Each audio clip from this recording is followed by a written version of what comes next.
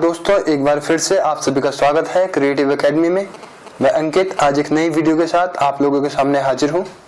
दोस्तों, उत्तराखंड पीसीएस का एग्जाम अभी मार्केट में है।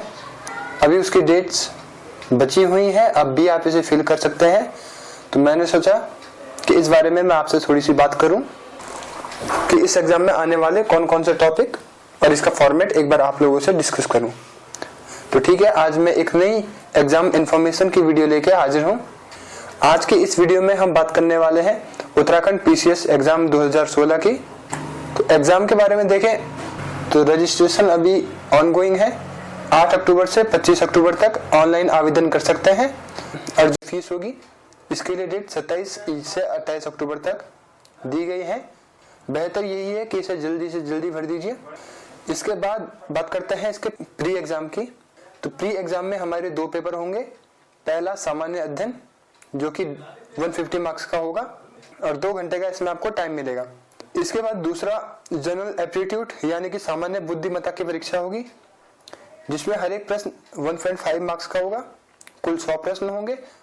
पूर्णांक मैक्सिमम मार्क्स इसके भी 150 है और ये भी आपका 2 घंटे का पेपर है। तो 2 सेट्स में 2 पेपर होंगे, टोटल 4 घंटे का। इसके बाद यदि आपका प्री निकल जाता है तो इसके मेंस के लिए आप देख सकते हैं इतने प्रश्न पत्र हैं। पहला प्रश्न पत्र आपका किसी एक लैंग्वेज के ऊपर होने वाला है। दूसरे में भारत का इतिहास, राष्ट्रीय आंदोलन, समाज एवं संस्कृति, 200 मार्क्स का क्वेश्चन है, 3 घंटे का आपको टाइम मिलेगा। तीसरा प्रश्न पत्र भारतीय राज्य व्यवस्था के ऊपर, सामाजिक न्याय और अंतर्राष्ट्रीय संबंध यानी कि पॉलिटी के ऊपर तीसरा पेपर 200 मार्क्स का 3 घंटे के लिए।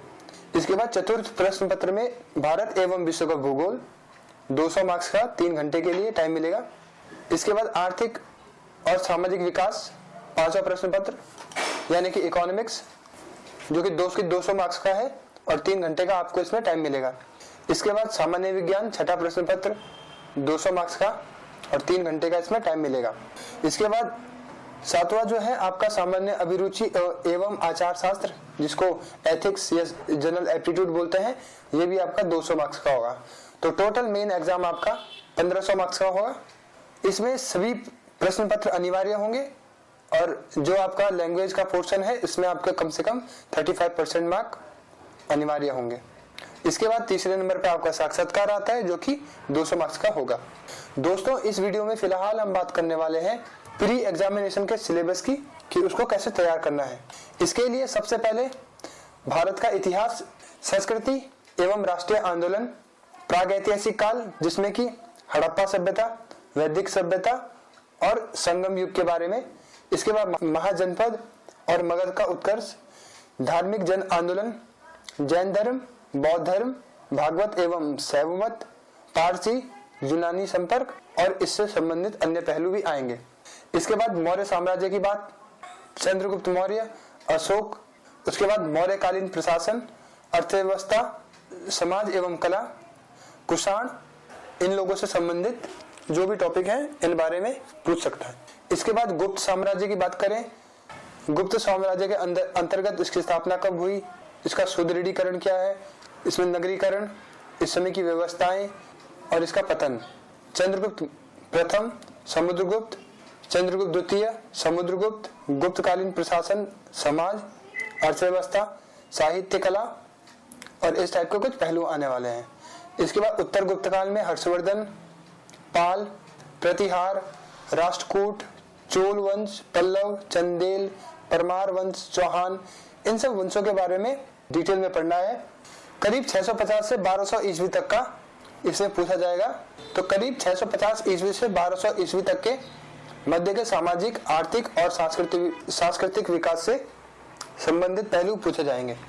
इसके बाद भारत में इस्लाम का आगमन, तो इल्तुतमिश, बलबन, अलाउद्दीन खिलजी, मोहम्मद बिन तुगलक, फिरोज शाह तुगलक, सिकंदर लोदी, इब्राहिम लोदी, दिल्ली सल्तनत, फिर दिल्ली सल्तनत के पतन के कारण समाज और इसकी अर्थव्यवस्था।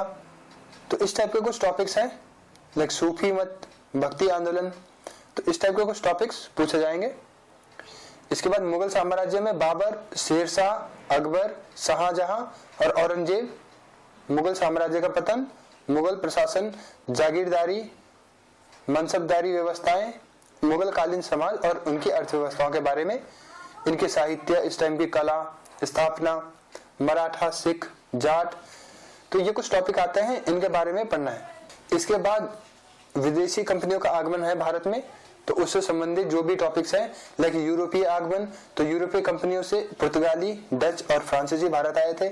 इसके बाद करीब 1600 के आसपास ब्रिटिश कंपनी का भारत आगमन, उसके बाद यहाँ का ब्रिटिश शासन, फिर इसमें यूरोपीय कंपनी और ब्रिटिश के बीच क्या अनबन हुई, कैसे किसने हराया, कौन कौन से युद्ध हुए, ब्रिटिश कंपनीज का भारत में कैसे आधिपत्य हुआ, इसके बाद ब्रिटिश शासन के आर्थिक प्रभाव और इससे संबंधित पहलू कि कैसे इनका आर्थिक प्रभाव भारत पर पड़ा।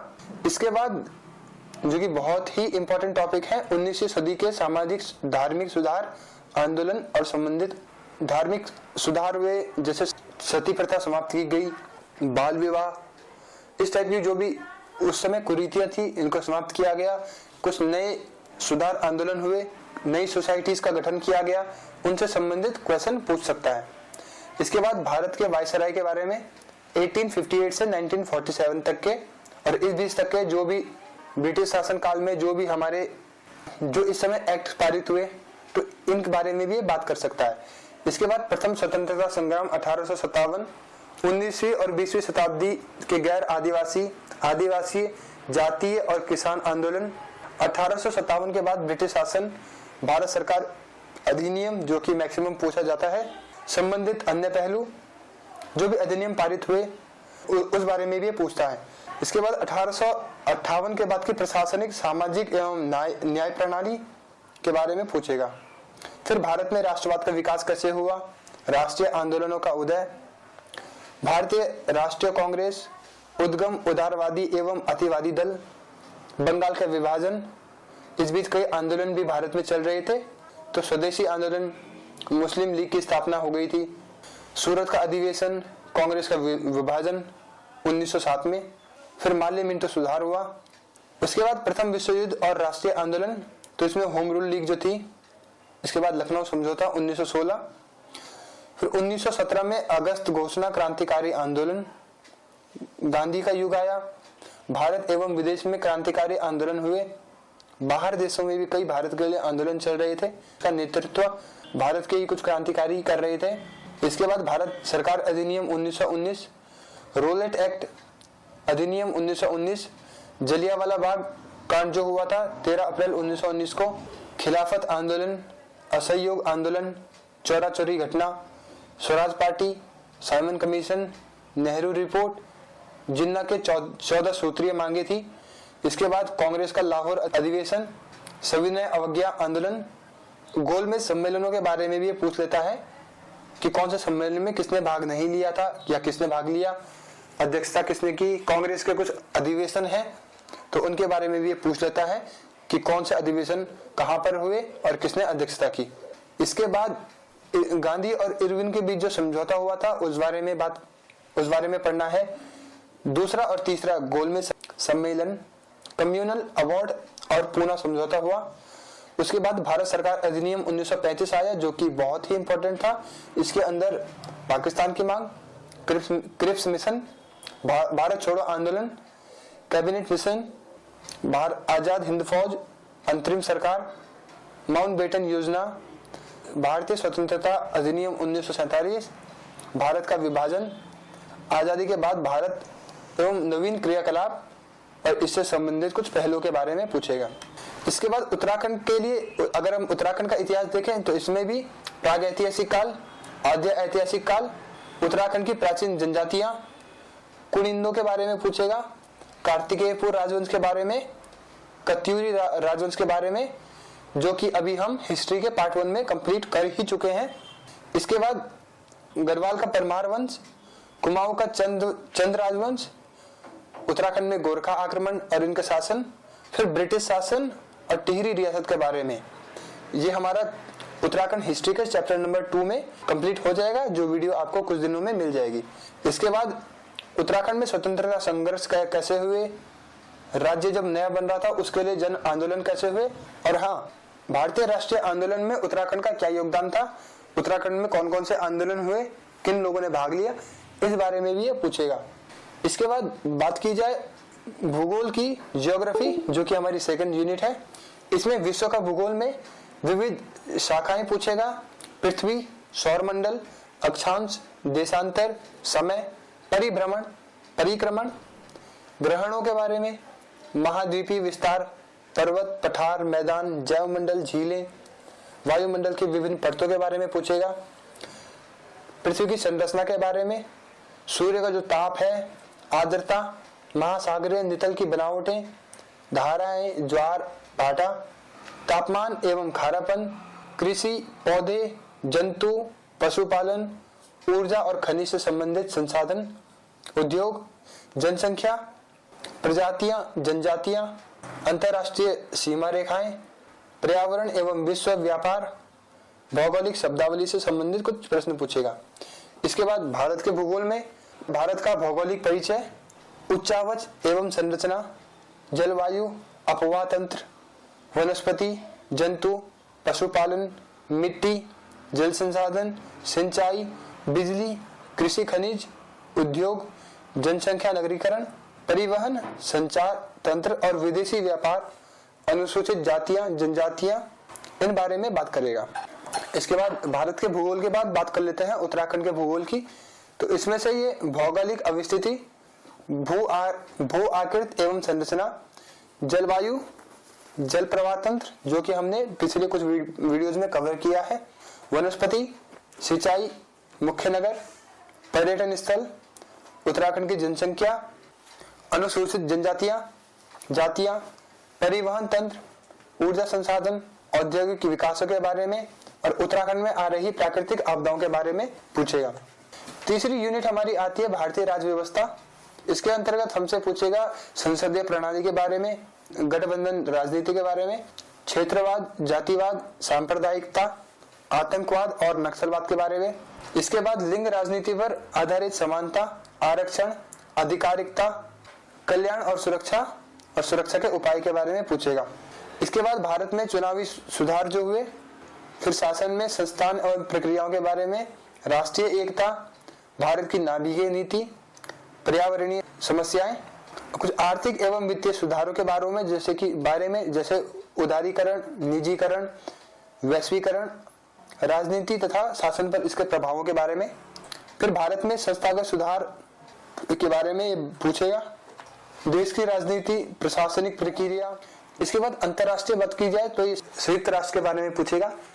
तो बेहतर है संयुक्त राष्ट्र और इससे संबंधित जितने भी ऑर्गेनाइजेशन है उनको अच्छे से याद कर लिया जाए।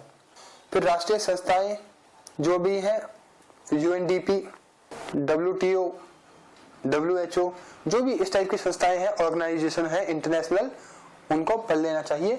उनके हेडक्वार्टर्स, उनके काम क्या करते हैं, कब बनी है और उनका चेयरमैन कौन है। इसके बाद वैश्विक स्तर पर पर्यावरणीय संभावनाएं, कुछ एशियाई जो संगठन है जैसे सार्क, आसियान, साफ्टा और कुछ क्षेत्रीय गुट जो है, इनके बारे में भी पूछेगा। इसके बाद विश्व के बड़े मुद्दों पर भारत का दृष्टिकोण, निशस्त्रीकरण, मानवाधिकार और वैश्विकता के बारे में सवाल पूछे जा सकते हैं। ब्रिक्स और भारत के लिए इसका महत्व क्या है, इस बारे में पूछेगा। इसके बाद भारत का संविधान इसमें आता है, जिसके अंतर्गत भारत में संविधानात्मक विकास कैसे हुआ, ये थोड़ा हिस्ट्री से भी लिंक हो सकता है। इसके बाद संवैधानिक असेंबली उद्देशिका, इसकी मूल विशेषताएं, कुछ अनुच्छेद, भाग और सिद्धांतों के बारे में पूछ सकता है। मौलिक अधिकार और कर्तव्य। अब इसके बाद क्या है कि भारतीय संविधान के अंदर के जो चैप्टर्स हैं, पार्ट्स हैं, उनके बारे में पूछेगा, जैसे मौलिक अधिकार और कर्तव्य, DPSP हो गया, राज्य नीति के निर्देशात्मक सिद्धांत, भारत संशोधन प्रणाली, भारत शासन की संघीय और संसदीय प्रणाली, संसदीय समितियां, संवैधानिक निकाय, न्यायपालिका और इससे संबंधित कुछ पहलुओं के बारे में। इसके बाद भारतीय राजनीति से राज्य की कार्यपालिका, संघीय कार्यपालिका से संबंधित जो भी राष्ट्रपति, प्रधानमंत्री, मंत्रिपरिषद, सचिवालय, केंद्रीय सचिवालय और प्रधानमंत्री कार्यालय से संबंधित कुछ नियम है, उनके बारे में बात करेगा। राज्य कार्यपालिका में राज्यपाल, मुख्यमंत्री और यही सब चीजें ये स्टेट लेवल पे पूछेगा। इसके बाद चुनाव तंत्र के बारे में, भारतीय संसद और राज्य विधानसभाएं, राजनीतिक दल, दबाव समूह, राजनीतिज्ञ एवं सरकारी सेवकों के संबंध, भारत में राजनीतिक संस्कृति का विकास, राजनीतिक सामाजिकरण एवं एजेंसियां, भारत के प्रशासनिक प्रणाली एवं मूल्यांकन और विकास, भारत में राज्यों का पुनर्गठन, संघ राज्य क्षेत्रों और अन्य विनिर्दिष्टों राज्यों का क्षेत्रों। इसके बाद प्रशासनिक सुधार, जिला प्रशासन और इससे संबंधित कुछ सवाल पूछ सकता है। पंचायती राज से रिलेटेड क्वेश्चन हर बार आता है, तो इसमें स्थानीय शासन 73वां और 74वां संविधान संशोधन अधिनियम कब पारित हुआ, राज्य वित्त आयोग, इसके कार्य और भूमिका, स्थानीय निकायों को अधिकार दे दिया गया, कब दिया गया, कैसे दिया गया, इस बारे में। इसके बाद नगर निगम, नगर परिषद, पंचायत, ग्राम पंचायत, पंचायत समितियां, जिला परिषद, इनके बारे में कुछ सवाल पूछे जा सकते हैं। इसके बाद लोक नीति के अंदर सुशासन, भ्रष्टाचार का निवारण, सूचना का अधिकार, शिक्षा का अधिकार, सेवा का अधिकार, इससे संबंधित कुछ प्रश्नों के बारे में बात की जाएगी। इसके बाद अधिकारों से रिलेटेड कुछ मुद्दे हैं, जैसे कि मौलिक अधिकार, नागरिक अधिकार संरक्षण अधिनियम 1955, भारत में अनुसूचित जाति, अनुसूचित जनजाति, अल्पसंख्यकों से संबंधित मुद्दे, महिलाओं एवं बाल बुजुर्गों से संबंधित विभिन्न आधार। इसके बाद उत्तराखंड में राज्य व्यवस्था किस प्रकार से है, इस बारे में पूछेगा। शासन प्रणाली, राज्यपाल, विधायिका, मुख्यमंत्री, मंत्रिपरिषद, केंद्र राज्यों के संबंध, लोक सेवाएं, लोक सेवा आयोग, महान्यायवादी का पद होता है, कौन से आर्टिकल से लिया गया है, इसके कार्य क्या होते हैं, कौन नियुक्त करता है, उच्च न्यायालय से संबंधित, उसका अधिकार क्षेत्र क्या होता है, अल्पसंख्यक, अनुसूचित जनजाति और जातियों से संबंधित, फिर राजभाषा, विशेष राज्य के चयन के बाद मापदंड क्या किए जाते हैं, संचित निधि और आकस्मिक निधि क्या होती है, राजनीतिक दल एवं निर्वाचन, लोक नीति, अधिकार संबंधी मुद्दे जैसे कि शिक्षा, रोजगार, विकास, सुशासन, फिर ई गवर्नेंस, सूचना का अधिकार, समाधान योजना आदि, इस बारे में पूछा जाएगा। इसके बाद आर्थिक एवं सामाजिक विकास की बात की जाए, जिसको हम इकोनॉमिक्स कहते हैं, तो इसमें कुछ ये टॉपिक है, जैसे कि आर्थिक नीति, इसमें वैश्वीकरण, निजीकरण, उदारीकरण, आर्थिक सुधारों के बारे में बात की जाएगी। इसके बाद इस समय जीएसटी बहुत ही इंपॉर्टेंट बात है, तो इसमें जीएसटी से रिलेटेड भी कुछ पूछ सकता है। बाकी गरीबी एवं बेरोजगारी का उन्मूलन से संबंधित कार्यक्रम, मानव विकास सूचकांक, भारत इसमें कौन से नंबर पे है, 130, कितने देश इसमें है। इसके बाद जनसंख्या एवं भारत की जनसंख्या की कुछ मुख्य विशेषताएं, आर्थिक विकास और जनसंख्या, केंद्रीय बजट से कुछ प्रश्न पूछे जा सकते हैं, भारत की अर्थव्यवस्था, भारत के प्राकृतिक और ऊर्जा संसाधन, व्यापार, वाणिज्य, उद्योग, योजनाएं और परियोजनाओं के बारे में, कर सुधार एवं बैंकिंग व्यवसाय, योजनागत विकास और राष्ट्रीय विकास परिषद, इन बारों में बात की जा सकती है। इसके बाद राष्ट्रीय आय, भारतीय कृषि, भारतीय वित्तीय, मुद्रा, बीमा क्षेत्र और कुछ अवधारणाएं जैसे कि व्यावर्ती योजना, स्वीट शेयर, हवाला, गिल्ड, बाजार कालाधन, इस बारे में बात की जा सकती है, इस बारे में पूछा जा सकता है। इसके बाद अंतर्राष्ट्रीय मुद्दों की बात की जाए तो विश्व व्यापार संगठन WTO, अंतर्राष्ट्रीय पुनर्निर्माण विकास बैंक IBRD, IMF, जिसमें भी नौरू 189 नंबर पे नया सदस्य बना है, WTO का भी बना है और IMF का भी बना है, तो ये बातें हमारी करंट की है। फिर World Bank, SAARC, ASEAN, SAFTA, BRICS और ओपेक, ये कुछ अंतर्राष्ट्रीय संगठन है जो कि बहुत ही इंपॉर्टेंट है, इस बारे में भी पूछा जा सकता है। इसके बाद कुछ और टर्म्स हैं जैसे पूंजी एवं अंतर्राष्ट्रीय प्रवाह, मानव संसाधन प्रौद्योगिकी, विदेशी मुद्रा विनिमय अधिनियम जो पारित हुआ था, prevention of money laundering act PMLA। इसके बाद विश्व मानव सूचकांक, कुछ शब्दावलियों के बारे में बात कर सकता है। उत्तराखंड में यही बात की जाए तो अर्थव्यवस्था एवं बजट की प्रमुख विशेषताएं, यहाँ ऊर्जा संसाधन, व्यापार, वाणिज्य, उद्योग, योजनाएं, परियोजनाएं, आर्थिक सुधार, योजनागत विकास, कृषि, पशुधन, खाद्यान्न सुरक्षा, लोक वित्त, राजकोष नीति, जनगणना, मानव विकास सूचकांक, पर्यटन और जड़ी बूटी से संबंधित कुछ प्रश्न पूछे जा सकते हैं। अंत में सामान्य विज्ञान से संबंधित समसामयिक राष्ट्रीय एवं अंतर्राष्ट्रीय सम्मान, पुरस्कार, खोज, अन्वेषण। अब इन पुरस्कार के अंदर अभी नोबेल पुरस्कार जो मिले हैं इस वर्ष के और पिछले 2 वर्षों के भी इंपॉर्टेंट है। इसके बाद विज्ञान कांग्रेस, सम्मेलन, सौर प्रौद्योगिकी, मानव कल्याण, स्वास्थ्य और औषध के लिए प्रौद्योगिकी का अनुप्रयोग। बाकी कुछ संगठन हैं जैसे IUCN, WWF, IPCC, WHO और यूनेस्को। इनसे संबंधित जो भी अपडेट्स हैं उसके बारे में पूछा जा सकता है। इसके बाद पर्यावरण एवं पारिस्थितिकी से कुछ वनस्पतियों के बारे में, उनका वर्गीकरण, परंपरागत खेती, वाणिज्यिक कृषि, कुछ फसलों के बारे में, फसलों का क्षेत्रीय वितरण, मृदा, जल, वायु, वन, घास भूमि, आर्द्र भूमि, नवीनीय ऊर्जा के संसाधन एवं उनके स्रोत के बारे में, कुछ जैव विविधता पर आधारित प्रश्न और इंडेंजर्ड जो चीजें हैं, पर्यावरणीय जो संकट हैं किसी भी क्षेत्र में, उन बारे में बात की जा सकती है। इसके बाद भूमंडलीय जलवायु परिवर्तन, इसके कारण एवं प्रभाव, सुदूर संवेदन की अवधारणा, ये कुछ और टॉपिक्स हैं। स्प्रेडशीट विस्तारण, भौतिकी, कुछ फिजिक्स से भी, कंप्यूटर और उसके सूचना के सिद्धांत, मौलिक कंप्यूटर संगठन, बूलियन अलजेब्रा, लॉजिक गेट्स, कुछ प्रॉब्लम्स के सॉल्यूशंस, तकनीकें, कंप्यूटर भाषाएं, व्यापारिक आंकड़ों का संप्रेषण, computer network, internet, multimedia, cloud computing. तो ऐसी कुछ चीजें पूछी जा सकती हैं। इसके अलावा पदार्थ की अवस्थाएं, अम्ल, आधार एवं रूप और लवण तत्वों का उद्गम एवं वितरण, बायोलॉजी से hormones, carbohydrate, protein, nucleic acid, lipid, hormones, vitamins, इनसे संबंधित कुछ प्रश्न बन सकते हैं। इसके बाद यांत्रिकी से ध्वनि तरंग, गति, ध्वनि, EM वेव्स, ऊष्मा एवं प्रकाश से संबंधित। उसके बाद चुंबकीय प्रभाव, विकिय, भौतिकी, खगोल विद्या, अंतरिक्ष से रिलेटेड, एक्सरे एवं सेमीकंडक्टर पर आधारित कुछ प्रश्न पूछे जा सकते हैं।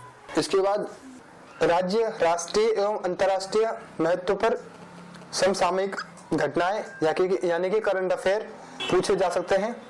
अब इसमें महाद्वीप एवं विश्व के देश, विश्व अंतरिक्ष एवं महत्वपूर्ण घटनाएं, विश्व के आश्चर्य, धर्म, भारतीय राज्य, कुछ पुस्तकों के बारे में, लेखक, वैज्ञानिक, पुरस्कार, रक्षा व्यवस्था, स्वास्थ्य एवं परिवार कल्याण व्यवस्था, वैज्ञानिक और तकनीकी के बारे में, शिक्षा, राष्ट्रीय प्रतीक, भारत में वरीयता अनुक्रम, मानव अधिकार एवं कल्याण संगठन, प्रसिद्ध धार्मिक स्थल, दर्रे, नृत्य, सांस्कृतिक संसाधन, संगीत, चित्रकला, भारतीय भाषाएं, वर्ल्ड हेरिटेज साइट, कुछ समाचार पत्रों से रिलेटेड, खेल, कुछ महत्वपूर्ण तिथियां, कुछ सम्मेलन जो भी रिसेंटली हुए हैं, सम्मेलन पिछले 1 साल में, महोत्सव, कॉन्फ्रेंस और कुछ रिपोर्ट्स के बारे में भी पूछ सकता है।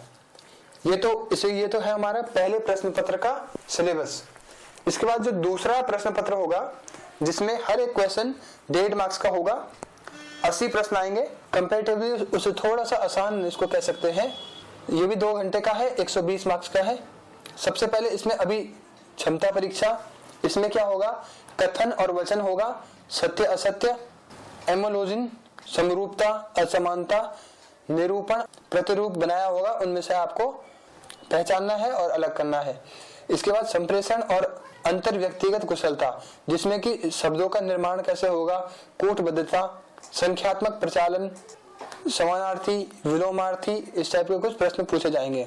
तीसरे नंबर पर तार्किक एवं विश्लेषण, आपका एनालिटिक पोर्शन चेक किया जाएगा, जिसमें कि तर्क, कथन, क्रियाविधि, वाक्य से निष्कर्ष का निकलता है, विषय वस्तु का पता लगाना, कुछ अंक गणितीय तर्क वितर्क, इस बारे में प्रश्न पूछे जाएंगे। चौथा पोर्शन होगा निर्णय यानी कि डिसीजन मेकिंग। 5वें में मानसिक योग्यता पर आलोचनात्मक चिंतन, भावनात्मक बौद्धिकता, सामाजिक बौद्धिकता, कुछ डेटा दिए होंगे, उनकी पर्याप्तता चेक करनी है, अनुपस्थित रूप विवेचन करना है, गैर कूटबद्धता, इससे आधारित कुछ प्रश्न आएंगे। छठा पोर्शन है संख्यात्मक अभिज्ञान। इसमें संख्या तथा उनका वर्गीकरण, संख्याओं की विभाज्यता का परीक्षण। तो इसमें बेसिक मैथ्स से रिलेटेड कुछ दिख रहा है। इसके बाद कुछ चार्ट्स, ग्राफ, पाई चार्ट बनाए होंगे, उससे आंकड़ों की पर्याप्तता चेक करनी है। ये तो हो गया हमारा इसमें यूनिट 1, जो कि हमारा 80 मार्क्स का है। इसके बाद 20 मार्क्स का हमारा कुछ इंग्लिश से रिलेटेड, जिसमें vocabulary, antonyms, synonyms, one word substitution, phrase और ट्रांसफॉर्मेशन ऑफ सेंटेंसेस। ये तो हमारा इंग्लिश का पोर्शन हो गया। आप यहाँ पर इंस्ट्रक्शन पढ़ सकते हैं कि 1.5 मार्क्स का एक क्वेश्चन होगा और इस टाइप में। इसके बाद हिंदी में भी यही चीजें आएंगी। भाषा में बोधगम्यता, कौशल हेतु दिए गए विस्तृत अपठित गद्यांश या अवतरण से विषय वस्तु निकालना है। भाषा और व्याकरण पर आधारित कुछ प्रश्न पूछे जाएंगे। इसके बाद इसमें कुछ संधि, समास, प्रत्यय, क्रियारूप पर आधारित विलोम शब्द, समानार्थी शब्द, देशज, विदेशज, तत्सम, तद्भव, लोकोक्ति, मुहावरे, इन पर आधारित कुछ प्रश्न होंगे। तो गाइस फिलहाल आज की वीडियो के लिए इतना ही। अगर आपको हमारी वीडियो पसंद आई है तो इसे लाइक कीजिए। आगे आने वाले एग्जाम के लिए भी आपको उसका सिलेबस और उससे रिलेटेड जो भी इंफॉर्मेशन है वो हमारी वीडियोस के थ्रू चाहिए, तो हमें सब्सक्राइब कर लीजिए। इसके साथ साथ हम जो भी उत्तराखंड से रिलेटेड या उत्तराखंड के बाहर भी जो भी पिछले क्वेश्चन पेपर हैं, कुछ एक तरीकों से आपकी मदद करने की कोशिश करेंगे। आप हमें वीडियो सजेस्ट कर सकते हैं जिससे कि हम उन टॉपिक्स के ऊपर वीडियोस बनाएं। फिलहाल मुझे चलना होगा। आपको करना यह है कि हमारे चैनल को सब्सक्राइब कर लीजिए। अगर आपको वीडियो पसंद आई है तो इसे लाइक भी कर लीजिए और हमारे साथ बने रहिए ताकि आगे आने वाली वीडियोस का भी आप इसी तरह से लाभ उठा सकें। तो ठीक है गाइस, फिलहाल मैं चलता हूँ। मिलूंगा अगली ऐसी किसी